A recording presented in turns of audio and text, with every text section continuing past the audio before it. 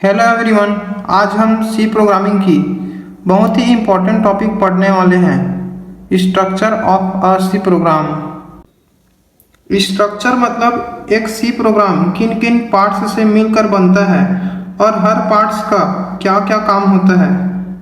C program की structure को 6 section में डिवाइड किया गया है, जिसमें से पहला है डॉक्यूमेंट सेक्शन, सेकंड है लिंक सेक्शन, थर्ड आता है डेफिनेशन सेक्शन, फोर्थ में है ग्लोबल डिक्लेरेशन सेक्शन और उसके बाद आता है मेन फंक्शन। मेन फंक्शन के अंदर 2 सेक्शन और होता है, जिसमें से पहला है डिक्लेरेशन सेक्शन, सेकंड है execution section.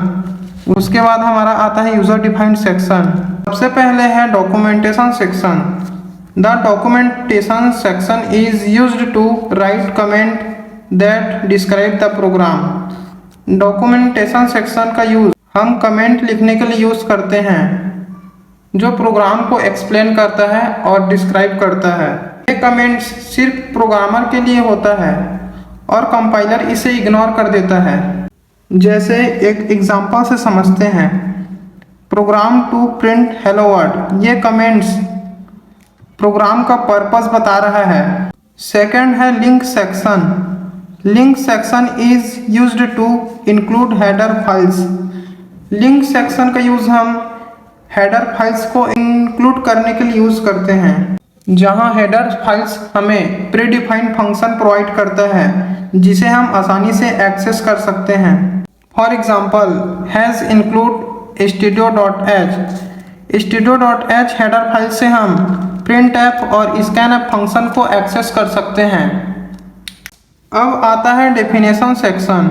The definition section is used to define constant.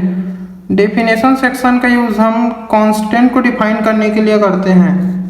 जैसे एग्जांपल में हैज डिफाइन PI 3.14। इसका मतलब है कि जब हम PI लिखेंगे, कंपाइलर इसकी वैल्यू 3.14 मान लेगा। इससे कोड छोटा और इजी टू मेंटेन रहता है। अगला सेक्शन है global declaration section. The global declaration section is used to declare global variables and functions. Global declaration section का यूज ग्लोबल वेरिएबल और फंक्शंस को डिक्लेयर करने के लिए यूज करते हैं। इस एग्जांपल में इंट x void डिस्प्ले। इस एग्जांपल में x एक ग्लोबल वेरिएबल है और void डिस्प्ले एक फंक्शन है, जहां इस ग्लोबल वेरिएबल को कोई भी फंक्शन में यूज किया जा सकता है। अब आता है सबसे important part, main function. The main function is the entry point of the C program. Main function को सी प्रोग्राम का एंट्री पॉइंट माना जाता है, क्योंकि यहीं से हमारा सी प्रोग्राम रन होना स्टार्ट होता है। लास्ट में आता है user defined function. User defined function are created by the programmer to perform specific task. User defined function को एक प्रोग्रामर या यूजर द्वारा क्रिएट किया जाता है कोई टास्क परफॉर्म करने के लिए। इस एग्जांपल में void डिस्प्ले एक यूजर डिफाइंड फंक्शन है जो हेलो प्रिंट करेगा।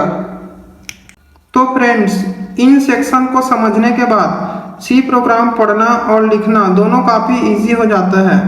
अगर वीडियो हेल्पफुल लगी हो तो लाइक करें, सब्सक्राइब करें और मिलते हैं नेक्स्ट वीडियो में। Happy coding.